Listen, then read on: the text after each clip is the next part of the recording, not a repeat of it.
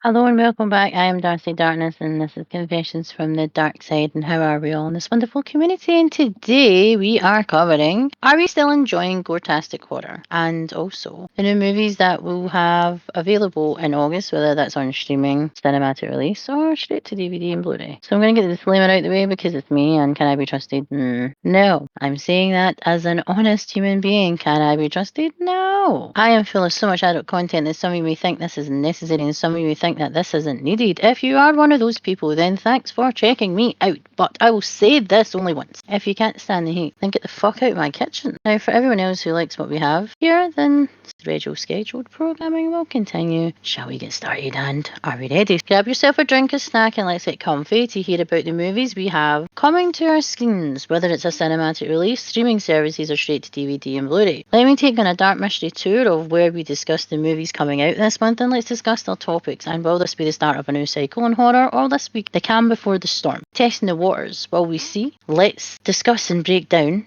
these movies and answer the questions about the gore levels we have been seeing in horror and whether it's greed and not need.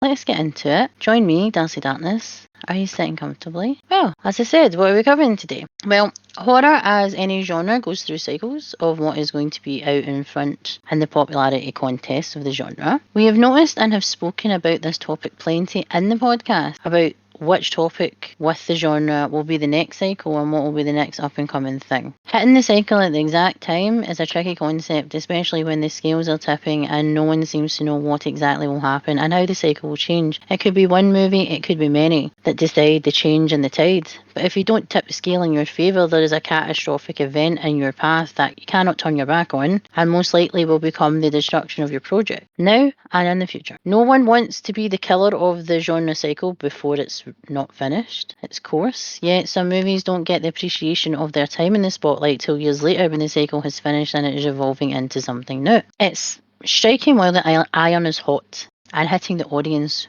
when they are ready for it. And sometimes that is what a catastrophic event can be in Hollywood, not just for horror, but for movies in general. And it's sad to say it happens. So I'm going to ask them questions, which again, if you want to answer them, please comment below and let us know. And the question is because I read an article recently that says that they believe that audiences in horror are getting sick of it's not even the violence, it's the gore and the overuse in certain topics and subjects. I firmly agree that there's movies out there that are supposed to be as gory as they are because that's just the type and the topic and the genre that they are part of and that they fulfill. And there's people out there who just like complete gore, bloody gore basically in your face, nothing being hidden. It's just basically, it's like a Dexter basically crime scene every time, some of these horror films are going on. That's the way I describe it, is that they believe that the time for gore is over. So in the comments, do you believe it? I think anyone who watches any sort of horror is into so many different topics because there is so many different subgenres within the genre that makes it incredibly difficult to actually pinpoint what you would class as gore and what is not. Again, some gore is too much for people and some of it is too little. Everybody's completely different. We're all human beings and we're all individuals after all. The question I ask of the audience, is, have we had enough animal horror? We've noticed a ton of like shark horror like movies that are coming out, like Sharknado and stuff like that. Those are the kind of movies I'm talking about where you get movies that are just unnecessary violence and gore just for the sake of it. But they have a place. That's what they're known for. They're not just, it's in there, but everybody knows that that's what the type of movie is. Body horror. Now I said body horror is the decomposition of a body, not just torture and violence. So everything like undead entities and everything like that could technically be under body horror because it's the decomposition and the changing of the human body. You've got supernatural beings and entities, which again can be ghosts, spirits, demons, monsters. Then you've got religious horror, which again we just finished that series about all the different scenarios within religious horror, and that seems to be the kind of backbone, I think, ever since The Exorcist, because again The Exorcist still gets voted like the best horror movie like ever, and this is actually based on a true story. And for the time it was out, even though there is horror films that were out in the 60s and way before that, that actually have scarier themes and maybe more psychological, they were much scarier, like Rosemary's Baby and stuff like that. I would say that was by far scarier, but the shock value for The Exorcist and the sheer hysteria of that film, no one's been able to touch that. So religious horror, I think, I do feel that because there is so many different aspects of it. You've got hell dimensions, you have cults, you have exorcisms, you have possessions, you have what your demons and your supernatural entities. Like I said, you've got so many different things, and it all kind of wraps itself around religion and Christianity. Again, we've had lots this year, so I doubt they're going to stop anytime soon.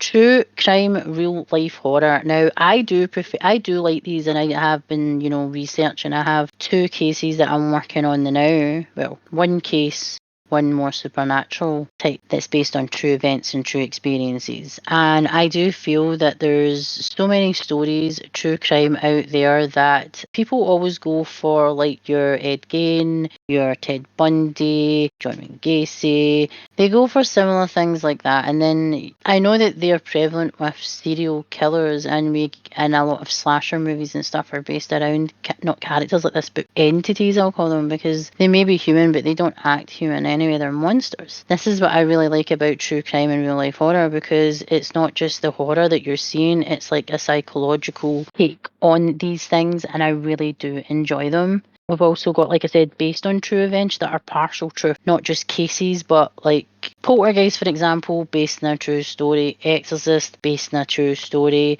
Wolf Creek, based in a true story. How close are they actually to the truth? How close to them are not? Would you want to relive that on the screen? Again, we've spoke about that. How real is the story and how close it is, and that's what we break down when we do Scary Story Time on the podcast. We also have what is your favourite topic and why does it keep you entertained and coming back for more? I like all of the ones I literally just mentioned. I love everything about horror. I really do. I love classic horror. I love things about cults. I'm obsessed with cults and conspiracy. I absolutely love supernatural, religious horror. I love true crime. I love true events. I love body horror, and animal horror, in my opinion, does have its place because it's mostly funny, like, and comedic. And who doesn't want to see a shark flying through the air? Is it not New York or something like that? This massive shark. Not ever going to happen, but it makes you laugh. So I do believe that I probably tick all those boxes. So what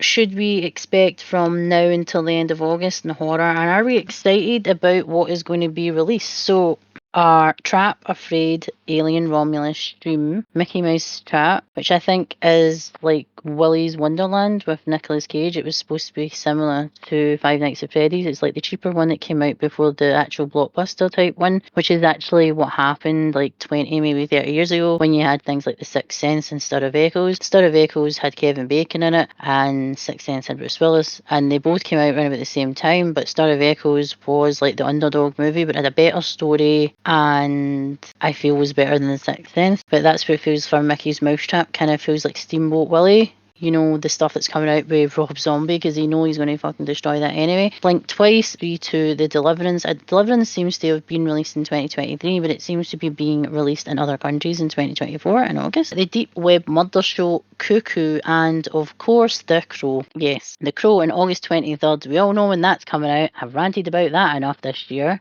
and last year. What am I looking forward to? Well, I'm going to break these down and I'll be able to tell you right now. Trap, Alien Romulus, Stream, Blink Twice, The Deep Web Murder Show, Cuckoo. It's probably the only ones that I really want to see Blink Twice though. So what other topics do we have? We have, is the topic of gore saturated and do we need something else? Like I said, gore has its place. Everybody likes different versions and different levels of gore.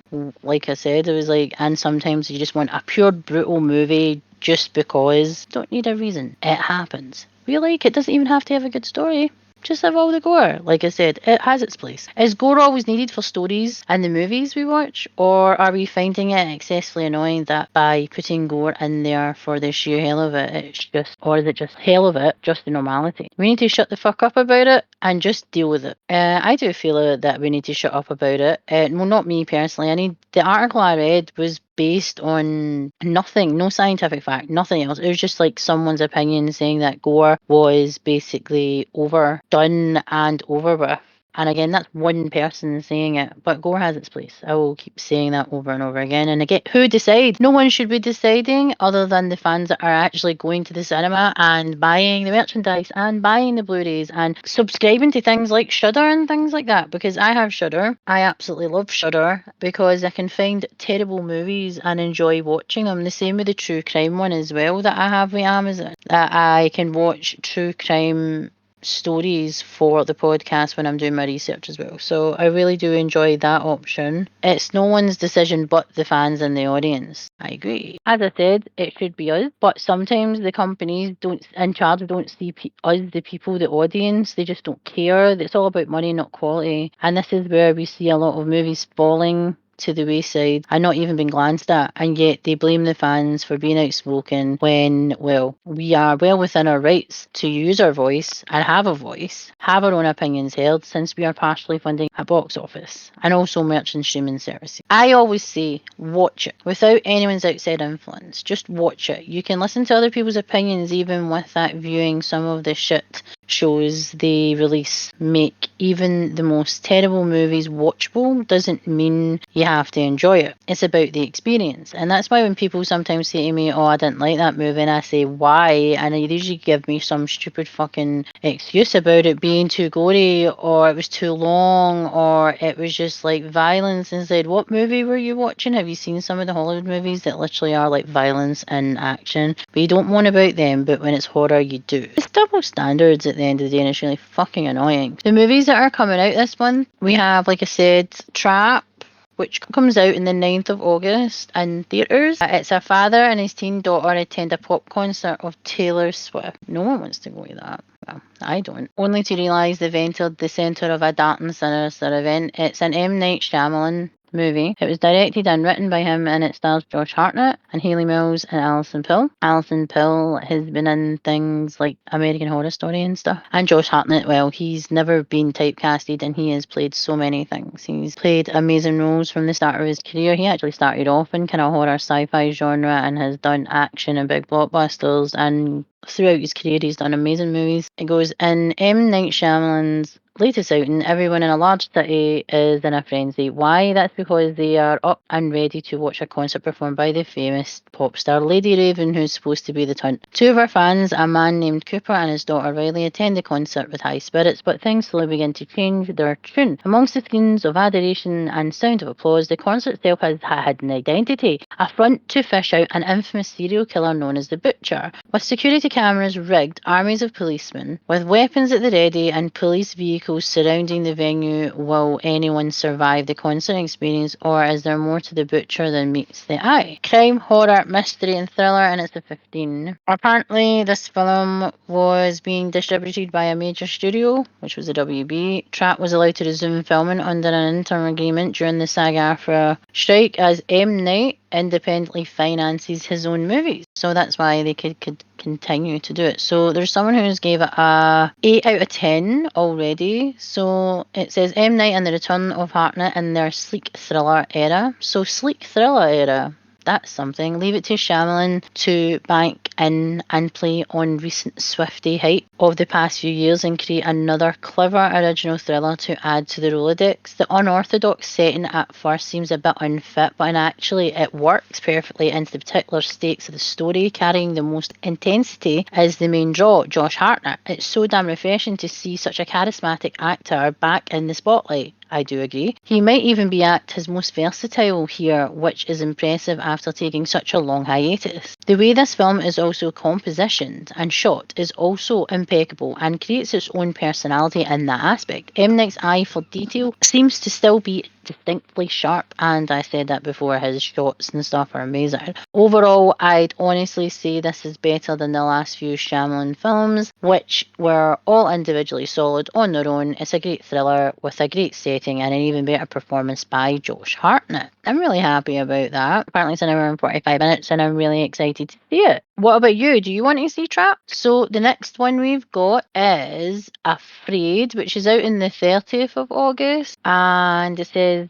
It's horror, mystery, and sci-fi. It's directed and written by the same guy, Chris Vick, and it's got my man in it, David Dastmalchian. Fucking love him. He was in Late Night with the Devil. He was fucking amazing. So he was amazing, and I will keep going. I said I can't wait to see him in one more things. He's a fucking amazing actor. So the Curtis family is selected to test a new home device, a digital assistant called AIA. AIA learns the family's behaviours and begins to anticipate their needs, and she can make sure nothing and no one gets in their family's way. Now this is again something that is from Blumhouse and the creators again of Megan and the Black Phone. Now there's been a few movies in the past, like maybe 20 odd years ago, that actually did like a smart house, and it became aware, and it was there to be aware to actually help members of the family like with their health and things like that, and it actually became like obsessed with the creator's wife and stuff, and it actually thought that the wife was their wife and stuff, so it was like mental. So all these kind of AI and kind of technological movies that are about this type of thing, like Megan and things like that, then it is not far-fetched, because we're coming into, again, another technological age where things are evolving. Most people have an Alexa, most people have things that you can basically talk and have activated access in your house. It's not that far-fetched. So you've got David Dastmalchian,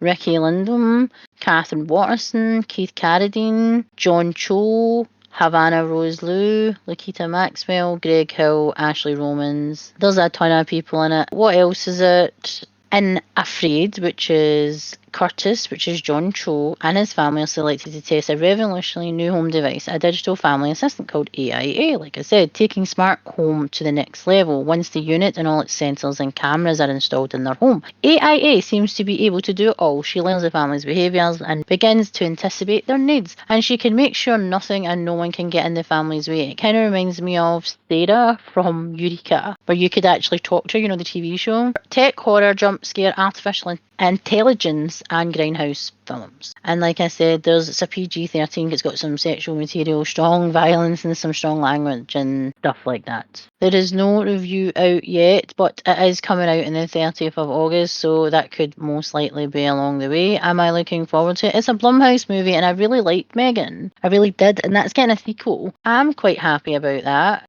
Is it on my top list to see? I'm just like, meh. Trap, I'm really looking forward to. But Afraid will be one of those ones that I'll probably watch later on. It's not going to be in my, I really want to see this, which is a shame, because I like Blumhouse and I really love what they stand for and what they've actually been producing over the past few years. We have Alien Romulus, which is out this month, and a lot of people are mixed about the trailer. The first trailer, absolutely loved it. Been waiting for this movie for ages. Some people aren't aware. I have a few Sideshow collectibles that are just for Alien. Some people, because I don't shout about Alien enough, that I'm obviously not a fan. Well, fuck you, I am. There's just so many movies and content that I actually cover. But I was obsessed with the first Alien movie, or the first two Alien movies actually, when I was growing up, and I watched them constantly. So I really loved the full universe. And I actually went to see Prometheus when I was pregnant with my son. It actually caused me to go into labour a few days later because of the bass sounds. So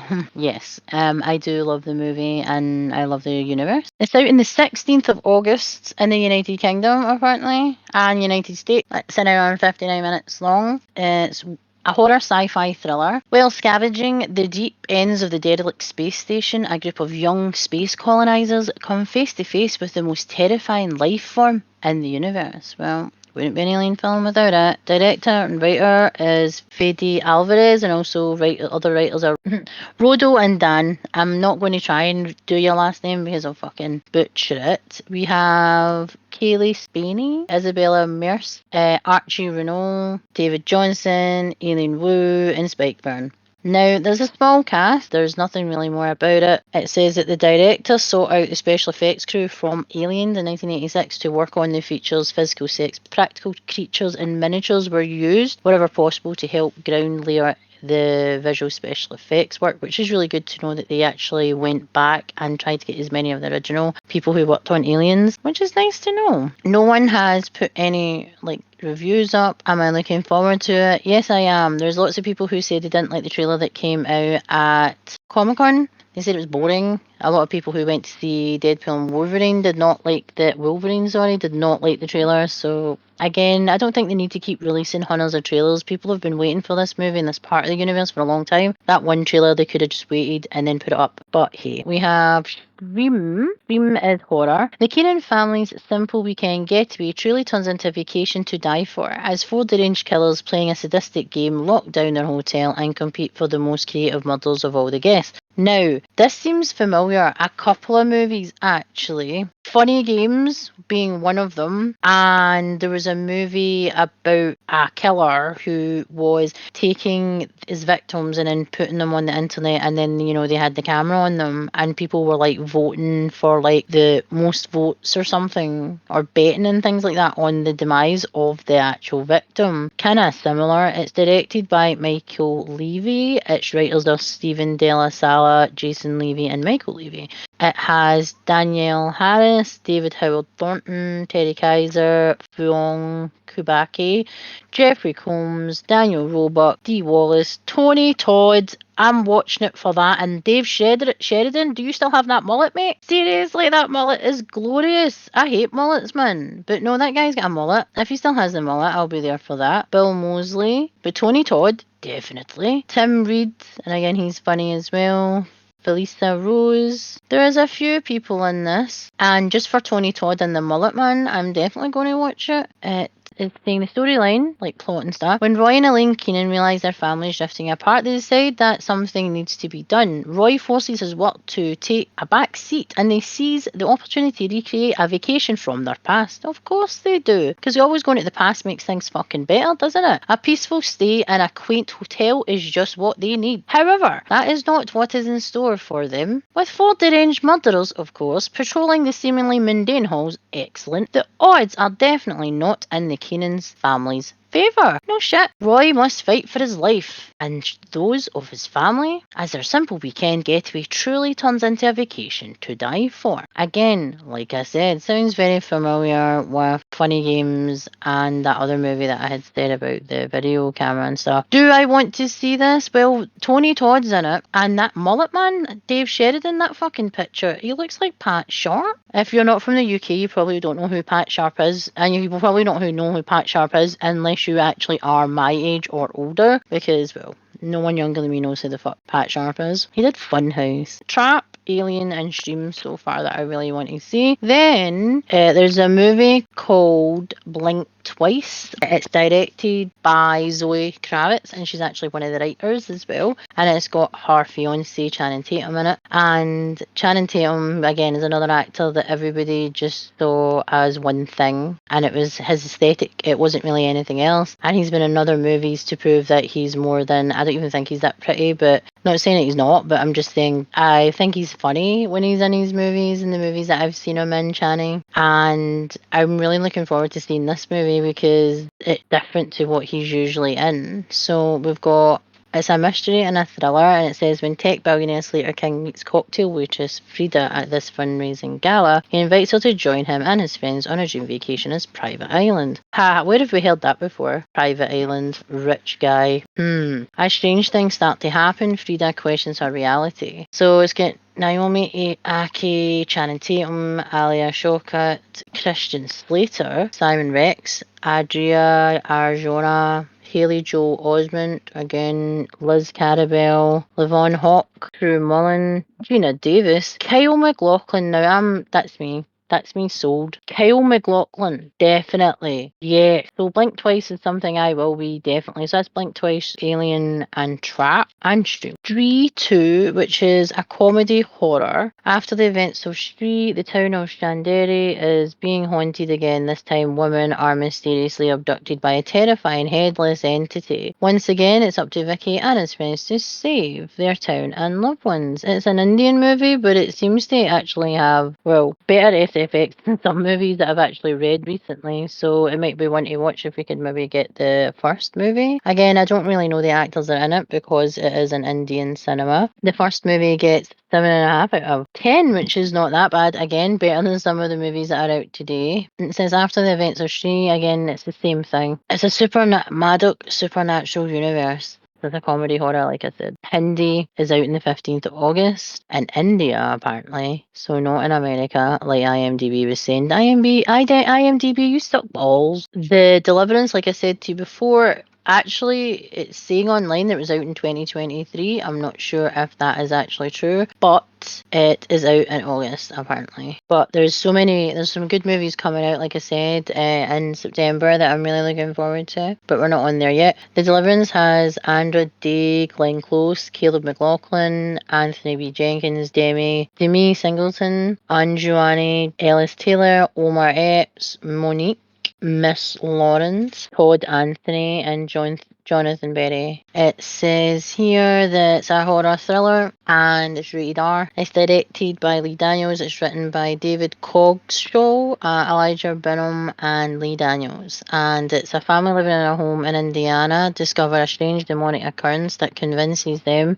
and the community that the house is a portal to hell. Now, I have seen the trailer for this and it looks really good. It's one of the ones that my husband actually introduced me to, and apparently it's on Netflix on the 30th of August. It's inspired by a true story, which means they have learned from Baby Reindeer not to write based on true events and then lie about it. They have maybe learned from that because that court case is going to like take them to the cleaners. Seeing if anybody has wrote anything else. All it says is, in a case widely covered at the time, Latoya Amons and her 3 children experienced strange incidents in their home in Gary that grew progressively worse, with the children levitating, becoming violent with one another, and speaking in growls and deep voices with no recollection afterwards. Skeptics abounded, but the Gary Police Department, Department of Child Services, and the local church and hospital all became involved, filing reports that took the supernatural occurrences seriously. Officers, doctors, and social workers said they witnessed many of the incidents, including one in which her 9-year-old son walked backwards up a wall. Then the Annapolis Star covered it closely as the Department of Child Services investigated its house demon victim child haunting, and it says it's got 5 more.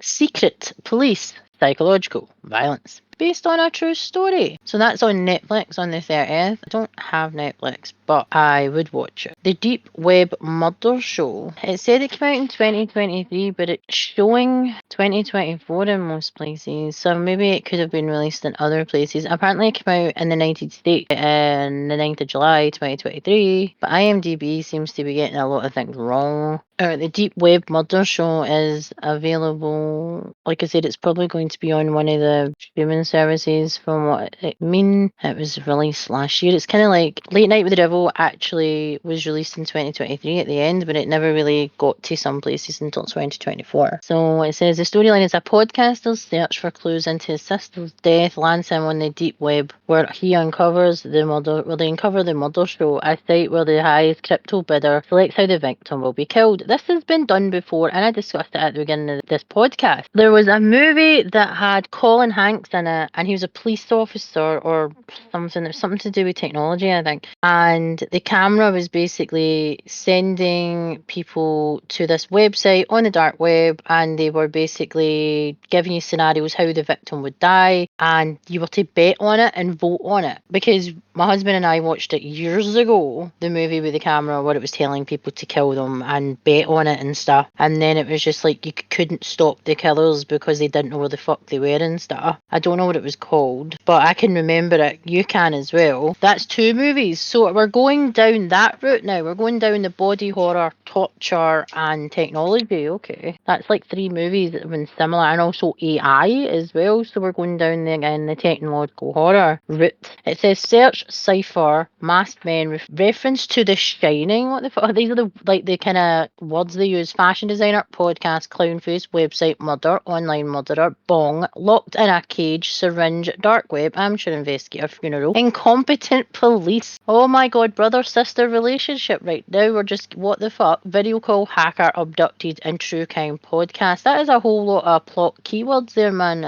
there's a few of them I don't understand why they're in there, but they're obviously in there for a reason. It doesn't even have the movie that I was talking about as a similar movie or things that you will like. They've got nothing else that looks anything like it. They've got a few who look like a lot of movies that they've just made, and they've been on older movies. So do I want to see that? I might watch it because I want to see how much of similarities they are between that movie and the other movie. Apparently the original title is The Deep Web Murder Show. There's another one that apparently is coming out in August near the start, I think, and it's called Cuckoo. And yes, it's not a movie about me. It's horror, mystery and thriller. Just checking the date it's out. It's out on the 23rd of August actually. So it's out on the 23rd of August. It's an origin of Germany and it'll be out in the UK on the 23rd of August. So it's out on the same day as The Crow. I'd rather go see that than The fucking Crow. We have horror, mystery and thriller. A 17-year-old girl is forced to move with her family to a resort where things are not what they seem. They never fucking are. So the director and writer is someone called Tillman Singer, and it stars Hunter Schafer, Jan Bluther, Martin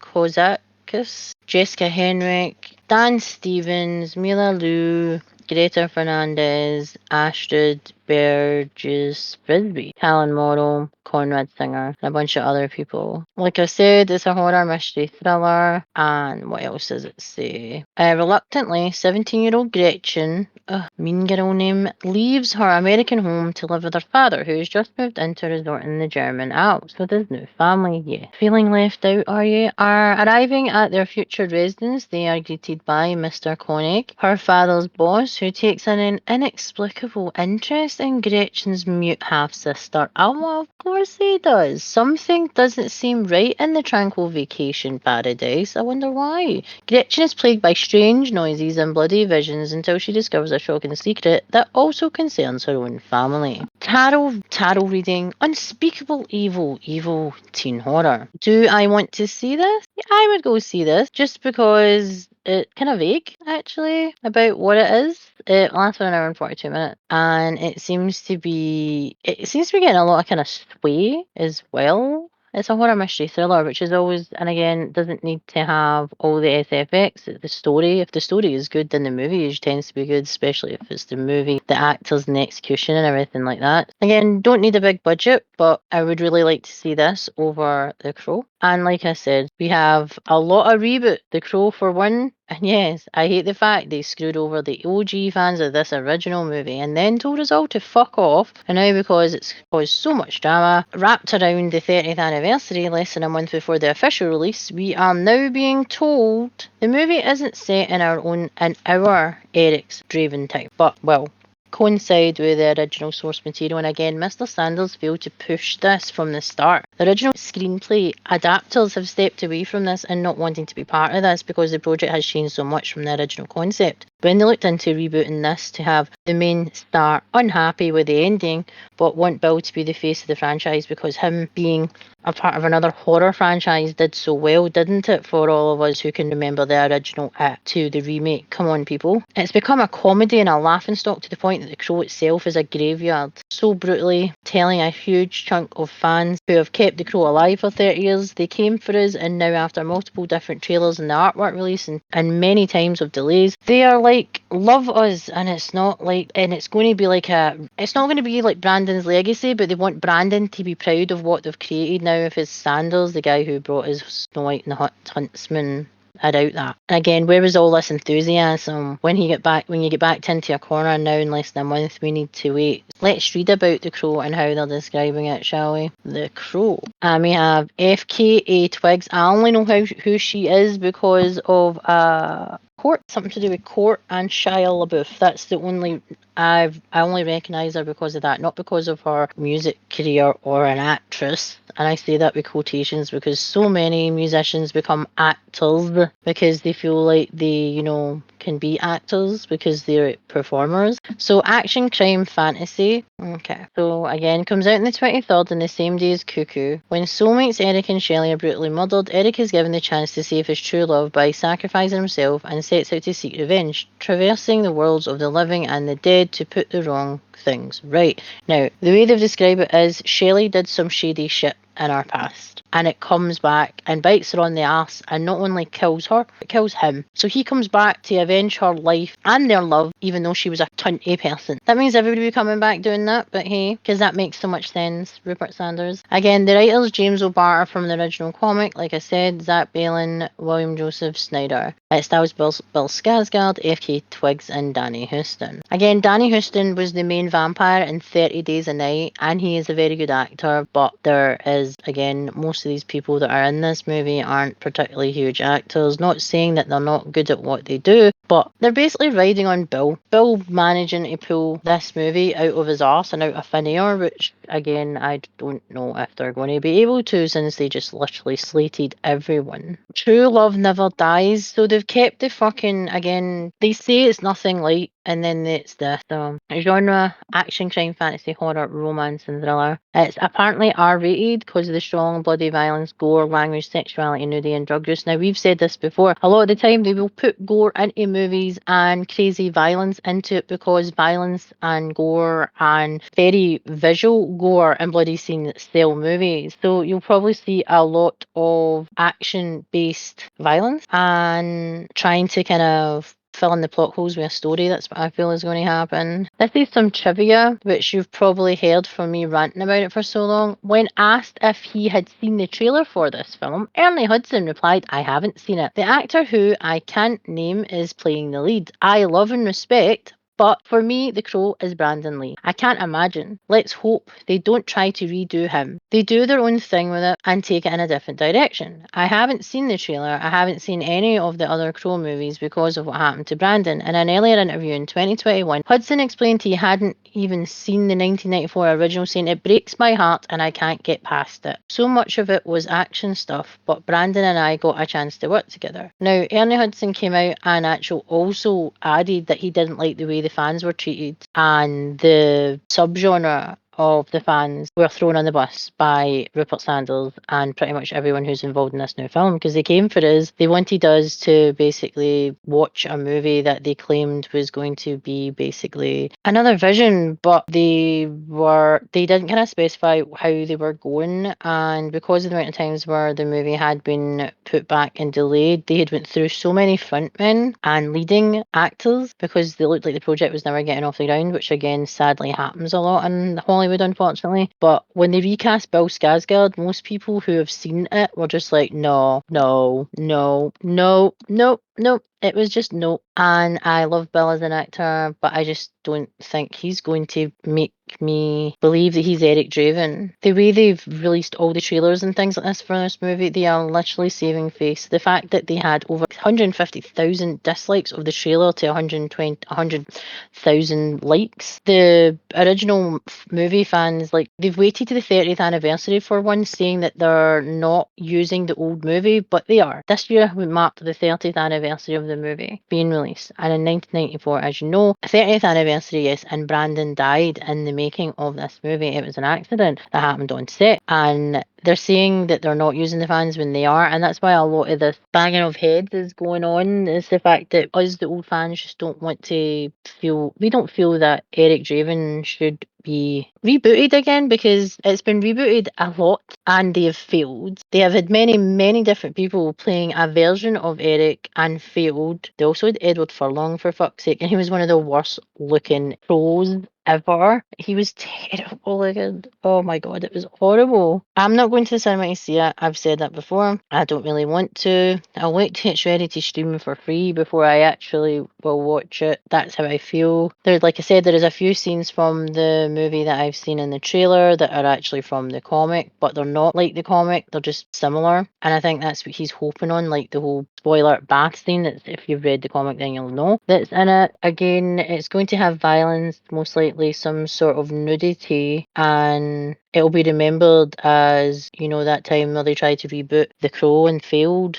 again, that's pretty much all you're going to see for that movie. But like I said, lots of people already have came out and they've slated it. People who have been in an original movie, people who worked on the original movie aren't happy. People aren't happy with the way that the fans have been treated. People are not happy about the fact that they said now that they want you to come, it's nothing like Brandon's, even though they, instead of specifying that at the start, they didn't. They just basically came at us full force, and all it's done is cause a lot of anger and a lot of go fuck yourself, Rupert Sanders, and that's how I fucking feel. Like I said, I'm looking forward to Long Awaited Aliens movie. Again, it's yet another stab at let's fill in the blanks and stop the fans asking the same questions that have been around since the dawn of Alien. I love the Alien franchise, so as I said, we have sequels, reboots, reimaginings, prequels. This is our world of horror. Really new ideas or new visions are captured. Why? Because they are getting lazy and they cannot capture the slasher for the 21st century. We don't have a new Wes Craven or anyone that hits to where this genius hit in the genre. We have no hope in making the horror genre shine. Well, for the psychological thriller-based horror, I think M. Night's probably one of the only people that I think's been able to do that with some of the movies that he's done. Because not only his psychological thriller or horror-based movies, they're a different level because of how he films a movie. I've become one of those pretentious idiots that says that. You notice a lot with Glass, especially. It's a different mindset when you're looking at it in a different way. Like I said, when I actually discuss and break down movies, you're looking for things that are different with the movie, and that's one of the things that is different. The way he captures a shot and how everything lines up. Again, you notice like little things, little oddities and stuff that you wouldn't before if you weren't paying attention for that. We get the same ideas regurgitated and we sit back and watch it because we love the genre, but it's repetitive as hell. As we know, nothing changes. It's all about pointless SFX and big stars when the money could go into the making of the movie. Again, I'll say it, Blumhouse. They started off the year great with Night Swim. There's been, again, a few movies, and then there's another couple of movies that are coming out, and there's also, it's not a Blumhouse, but it's an Atomic Monster show, which is James Wan, who has actually gone into business with Blumhouse, with Jason Blum, and on Peacock, I believe there's a new show coming out. It's a mini series, but they've changed the name of the mini series because apparently James Wan is trying to revolutionize the 21st century mini series. It doesn't need to happen, but he's doing it. Fair play to him, but he doesn't need it. It's not needed. But Blumhouse have already shown that they seem to want the story when it's them themselves, especially, and there's not all these other producers, creative differences or creative minds, and it's only them. Usually their stories and their backstories and everything like that are a better quality than some of the things that Hollywood produces. And I can't say it enough because everything goes into the budget, absolutely everything. So you might not have big massive guys or actors that are in massive stars. Being in a Blumhouse movie for horror fans is a big thing if you're incredibly talented and you end up doing a lot of movies with them, Blumhouse, that you can make a name for yourself because their way of making, directing and producing horror and sci-fi and fantasy and thriller is different. And I don't know whether it's because they are smaller and they obviously have to use everything they have to prove that just because they're smaller doesn't mean that they're not loud enough, like the bigger production companies. There's only a few times where they've actually not hit the nail, and that's when other people are involved, and that's what I'm talking about when I talk about The Exorcist Believer. That had like 4 or 5, maybe more producers and directors. It was a whole lot of cooks and no need for all those different companies and people from different production houses, basically different people, different areas, and they were all wanting to be part of The Exorcist Believer because they wanted to be part of the hysteria of the fact that it was the 50th anniversary, which they get screwed out of Friday the 13th because of the ton. They've tried to release another film on Friday the 13th, and that's the new Speak No Evil, which has got James McAvoy in it. That was supposed to come out on Friday the 13th, but it's supposed to be coming out in Thursday the 12th instead, which I thought was shit it because they've tried to go for a Friday the 13th again and been shunted back again. And I think Friday the 13th should be kept for horror no matter what month it's in. Maybe they might get the third time lucky. Again, they have a few straight to streaming. You've got Starbaker, which are covered in one of the other podcasts, which is based on folklore in Ireland. And it's got the guy who played the Doctor in Doctor Who, Matt, whatever his name is, like Matt Smith. It looks really good, based on like their kid going a wee bit mental, and it's about a tree and the roots and all that stuff. And obviously, it's a very folkloric story, and it's actually, again, it was 2023. It was shown at some British film like festival, and apparently it's very, very good. The First Omen, again, I've seen that, but it's coming to stream on the 30th of July, which is a couple of days ago. Sting, which again was another 30th of July, straight to DVD and video, apparently. Then we have All My Friends Are Dead, which is again out to stream and straight to DVD, which is on the 2nd of August. The Watchers, that's on DVD and Blu-ray from the 27th of August. And like I said, a lot of these movies are released in the US on those dates via IMDb, which has been shit. Their information was not as accurate as I actually thought. The movies and their genres, are we ready to step away from the Goretastic even? Are we ready to walk away from the genres of Goretastic? Awesome. Are we ready for something new? Are we ready for something old but new at the same time? Should we concentrate more on the story over the action, or the story over the gore, the lore over the gore? Should we focus on talent rather than big names? Should we listen to the fans? Should they just take a step back and look at some of the movies that are coming out and maybe try and do something different? Do something that we've not seen in a while, or just create something. What I'm trying to say here is we need something that Wes Craven did with the modern day slasher in the 90s. When he brought the modern day slasher from the late 70s, early 80s, and we had that, and then late 90s and 2000s, we had mid to late 90s actually, and when we brought out Scream, and it's like we kind of need someone to do something like that, like he did, and change serial killers in slasher films. And we're still waiting. We just haven't had anybody that's done that and reached that. Who do you think could reach that? That is the question. If you like content like this, remember to go to our Confession from the Darkside social media platforms, which is Twitter, Instagram, Facebook, YouTube, Amazon Music, Spotify, and Buzzsprout. Let us know what you think over on our social medias, and let's get chatting about this topic, all the topics, and let's grow our community and spread how awesome the horror community is. Let us know what you think on our social media platforms, and let's get chatting about this topic, all the topics. Let's grow our community and spread how awesome the horror community is. If you want to get to know us as individuals, then I will put the links for our channels in the description box below. If you need to reach out to us at any point, you can reach out to confessionsfromthedarkside@gmail.com. And as I said, that was Confessions from the Darkside Presents August updates. And are we still enjoying Goretastic horror? And I am Darcy Darkness, and this is Confessions from the Darkside, and I will see you in the next one. Later.